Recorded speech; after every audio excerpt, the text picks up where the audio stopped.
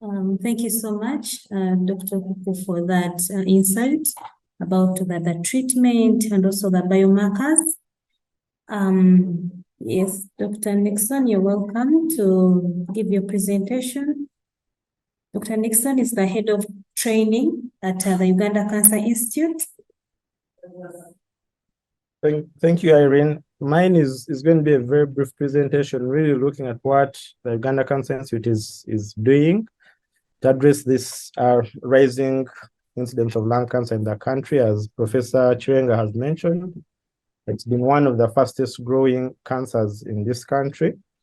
And I've outlined some of the things that the Cancer Institute has done and is doing to address this growing challenge of cancer. The first, of course, is we have developed a national cancer control plan. And the National Cancer Control Plan really outlines what each stakeholder does or is supposed to do in the cancer ecosystem. So what the private sector is doing or needs to do, what the Ministry of Health is doing, what the politicians need to do. And we're hoping that this National Cancer Control Plan is going to be launched later this year. And why we need the Cancer Control Plan really is to address the shortfalls that we are having of addressing cancer as a whole. And once we launch it, everybody will have a role to play or will realize their role in controlling cancer in the entire country.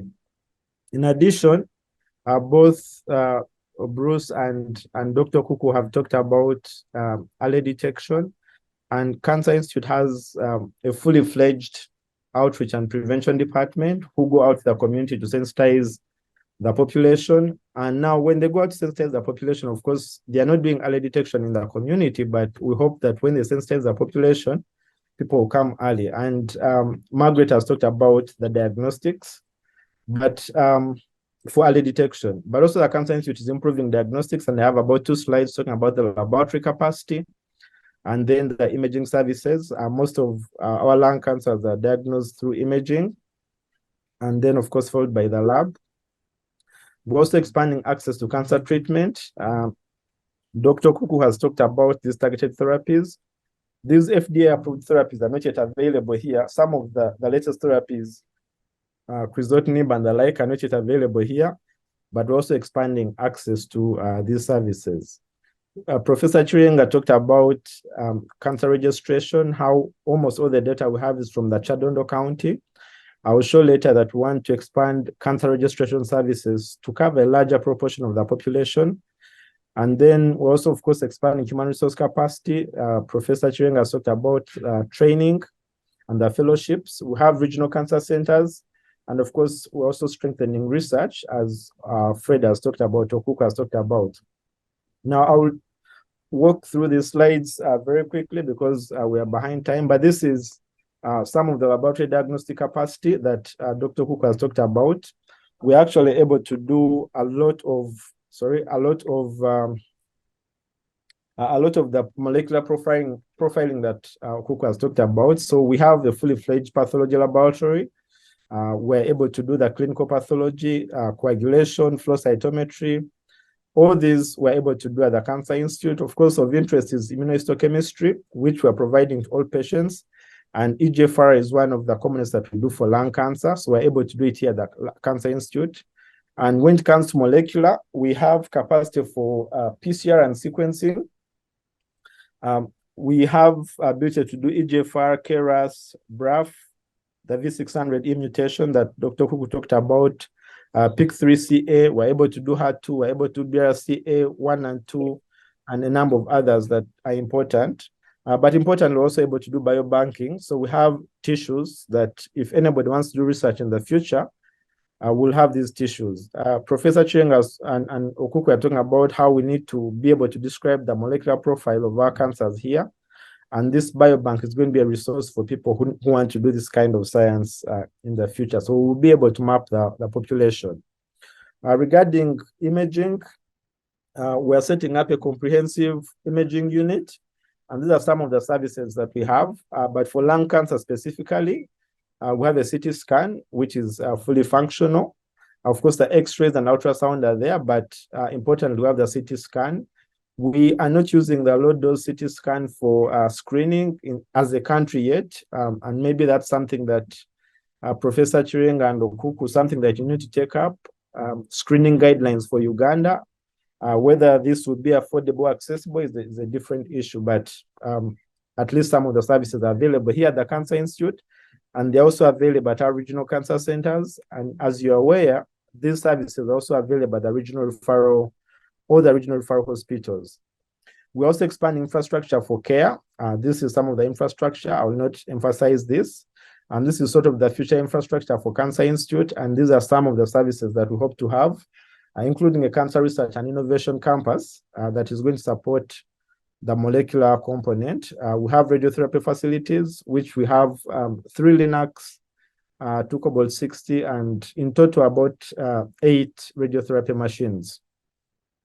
Importantly, we are training personnel for radiotherapy. Dr. Chibude, who Bruce talked about, is one of our radiation oncologists and is also directing our fellowship training program to really equip our staff with capacity to handle this. Importantly, as the Cancer Institute is, of course, decentralization of cancer care, a majority of the patients, actually only 20% of all new cancer cases in the country make it to the Uganda Cancer Institute. And we think that distance is one factor why patients don't come to the Cancer Institute. And so what we have decided is to actually develop regional cancer centers across the country. And our plan is that the Uganda Cancer Institute at Mulago is going to be our center of excellence for cancer care, and is going to be linked to these 4 regional cancer centers: the Western Uganda Regional Cancer Center, commonly called the Mbara Cancer Center, serving the Western region. We have the Northern Uganda, Eastern Uganda, and the West Nile Cancer Center. And we expect that patients will be going much earlier to these centers. The Gulu Cancer Center is open as of this month. It has CT scan, it has MRI, X-ray, and not MRI, X-ray, CT scan, and other imaging modalities, as well as a lab that can actually pick up these cancers early. And we hope to have the same facilities in all these regional centers, as well as the treatment facilities. And any complications, the patients can be referred to Mulago. But the goal is also that these centers are going to be working with the regional referrals and the universities in those regions to do outreach and education in the community, hoping to catch patients early. And in addition, this is the picture of the Gulu Cancer Center. Phase 1 is complete. Phase 1 are the smaller buildings this side. But in addition, all those regional cancer centers are going to be linked to population cancer registries. And our goal is to expand the coverage of the registries from the current about 12% of the Chadondo Cancer Registry to 35% of the population.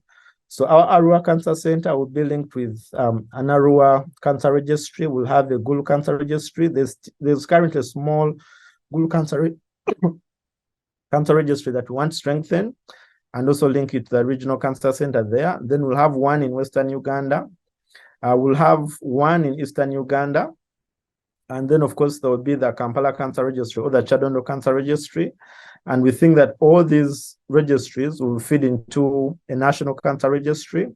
And this national cancer registry, we expect to give more representative information on the risk factors, the cancer risk factors, not just lung cancer, but all cancers, but also more information on the epidemiology and the trends countrywide. And we're also strengthening research. Dr. Kuku talked about this. We need to be able to understand the biology of the cancers, the epidemiology, and we're building a fully fledged facility that, among other things, will contain reference laboratories as well as research space where researchers can sit and conduct research. And of course, we're still doing outreach. And I'll stop here for any questions. Thank you. Yes, thank you so much, Dr. Nixon, for really enlightening this. We are happy that we are decentralizing the treatment of cancer. I think it will be very, very helpful to the patients. Yeah, but maybe I'm wondering when they will become functional. At least in Mbara Cancer Center is fully functional. So I don't know when the rest will also become functional. Maybe you'll comment on that later. Let me give chance to other members to ask questions. Please unmute and ask questions to any of the presenters. Then later we shall go to the chat.